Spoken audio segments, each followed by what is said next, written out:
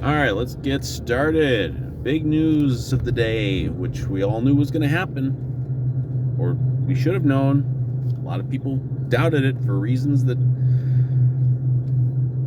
kind of baffle me. But Vikings finally got the deal done, extending Justin Jefferson. It's a 4-year deal, 140 million, and I think 110 million of it guaranteed. It's the biggest yearly.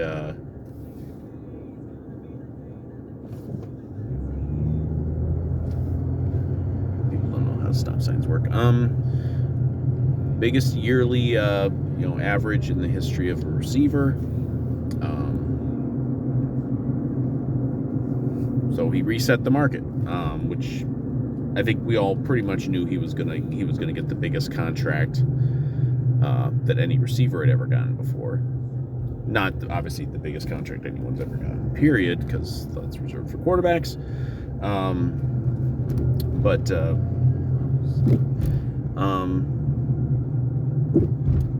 Yeah, and for some reason, we had to do.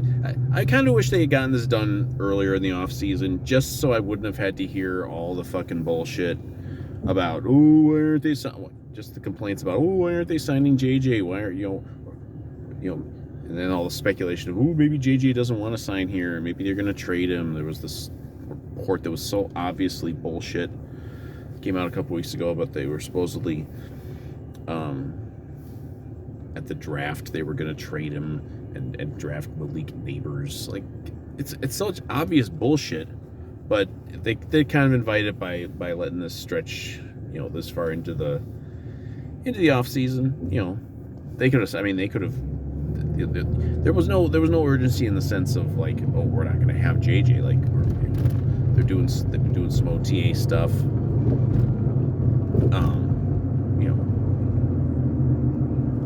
We were gonna have him.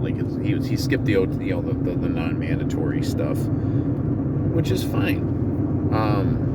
But it invited the speculation and just the I don't know, the knee-jerk dooming of we're gonna screw this up. We're gonna screw up the JJ thing. We're not gonna keep.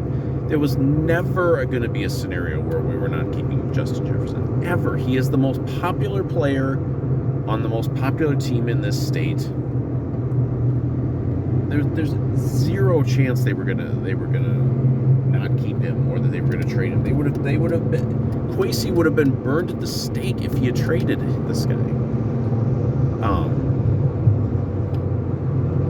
Now people want to make the argument that it's too much money to pay to a wide receiver, even one who is certainly in the running for the best wide receiver in football.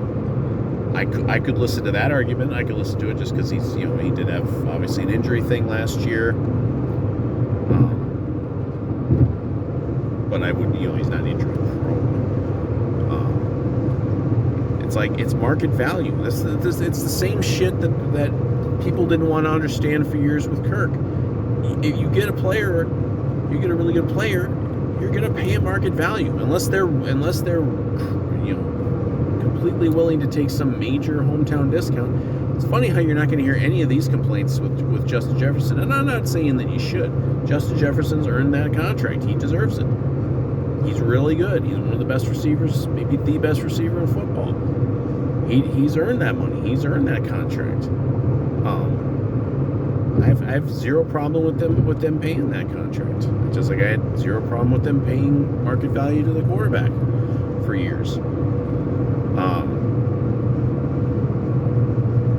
But of course, and I knew it was going to happen.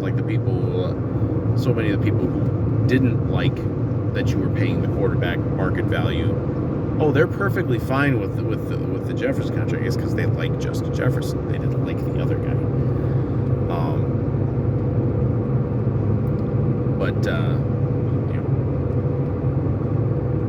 I'm 100% good with them signing JJ and with them giving him a market resetting contract. It's not even like it's a huge, it's not even like it's going to cripple them to pay this, because they've They've gotten a lot of those veterans off the books over the last couple years. Obviously, we're probably rolling with the rookie quarterback. Maybe not right away, but certainly at some point.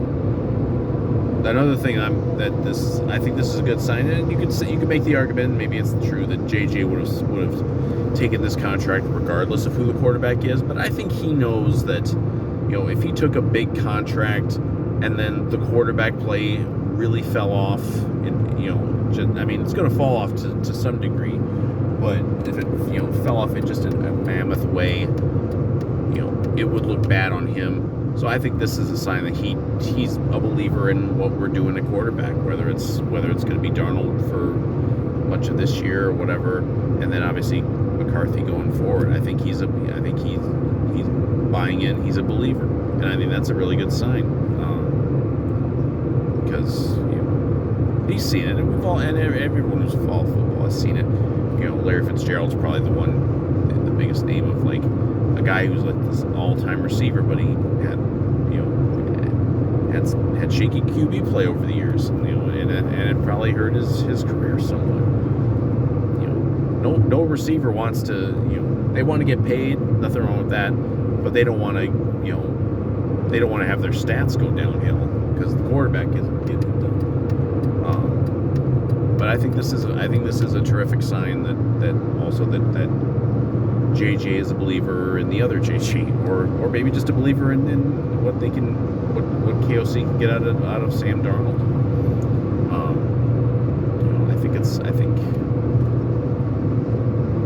I think his numbers. The odds are his numbers are going to fall off to some degree because it's just people don't want to hear it. But Kirk was a really damn good quarterback for us, and that lifted the numbers and production of the guys around him. We'll see how that goes with the new guys. But I certainly expect JJ to still be, one of the best receivers. His play is not going to fall off. It's just his production might. Hopefully it doesn't. Hopefully it doesn't fall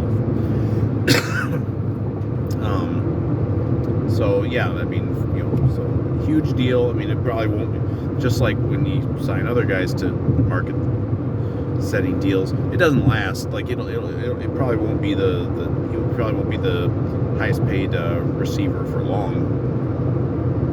I know they got a Jamar Chase deal that's coming up with the Bengals that might reset the market again. Like that's why I never worry about these contracts. I never worry about them anyway, just because we're such a good franchise as far as as managing the cap. Now I didn't see what the cap breakdown is. I'm not sure if they're going to kind of flood some of this deal into the JJ McCarthy rookie contract years. Just to kind of, but that's some of that stuff is just money you can always move around if you need to. But I never worry about it. Like I never worried about it for years with Cousins. Like they were never in a position where like one guy's getting paid all this money so we can't go build a roster. They just they did. And sometimes they didn't build it the right way, and sometimes they overpaid other guys too, and that's how it goes. I don't think this is the last big deal. We still got a Christian Darrisaw deal probably that's coming. That might come this off season or before the season. And obviously they've made some moves on defense with free agents. Like they could have done this before. They could have done this anyway. We know that they at least floated the contract offer to Cousins, and they would have if Cousins had taken our deal, we still would have signed JJ. It wasn't like an either or. It wasn't. It was not going to be an either or situation. But hey, good job, Kwesi. Kwesi's having a hell of an off season with the good free agent signings and how he worked that draft and getting JJ and making everybody happy. Most everybody happy. Most everyone is happy on this one. Hold on. Most everyone's happy. I'm sure there's a few people who are maybe making the same argument. Ooh, you can't spend that much money for one guy. Well, yeah, you can. You always can do it if you have that level of player. There's fans out there who just get mad at the concept of any athletes getting paid. They don't want anybody to get paid. They want the owners, I guess, to pocket every dollar. But this is a very good day. We got JJ. We got JJ for one more year of his rookie deal, and then 4 more after that. Right through his prime here. And I don't expect his production to fall off, and I think obviously having him around will be very beneficial for a rookie quarterback or even a Darnold. So I'm all for it. I'm all for when you have this level of player, pay him. It doesn't have to be that complicated. It really doesn't. People freak out if you're spending a lot of money on a player. Well, I mean, the salary cap, all it does is keep going up anyway. By 2028, I believe is the last year of this current JG deal. Like, who knows how much more the salary cap's going to go up by then? They're doing all these new TV deals with all these different streamers and all these other networks. It just says the money is just pouring into this league. It's not going to be a problem. And if down the line JJ McCarthy is a superstar quarterback and you got to pay him, then you pay him too. It'd be a great problem to have if he turns out to be a star quarterback. They'll figure it out. You figure it out. Teams figure it out all the time. It's never that dire. So I don't need to ramble too much longer. There hasn't been too much else Vikings related lately. It's just DA's rookie minicamp, that sort of thing. We're still, we're into June now, so I'm pretty sure camp probably starts by the end of July. So we're in the last full month before things can start getting going again. I'm excited. We need them. We need them back. We need the Vikings back. Tempered expectations for this season, just because we don't really know what's going on with the QB, but we know what's going on with the wide receiver. JJ's back, and I think he's gonna keep being JJ, and I think every Vikings fan should be very happy that we got him back in the fold for an additional 4 years, and don't worry about the money, because the money is fine. Whatever players they need, they're always going to be able to figure it out, because they always have. And so that's about all I got to say on this. But JJ, glad to have him back. Glad to keep him. And let's get this quarterback situation figured out. And I trust KOC to make the best out of whichever guy gets the call. And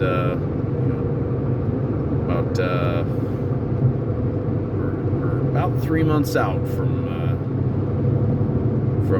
week 1, and I think it's going to be certainly an interesting season, and it'll be a lot of fun to have JJ still in the squad.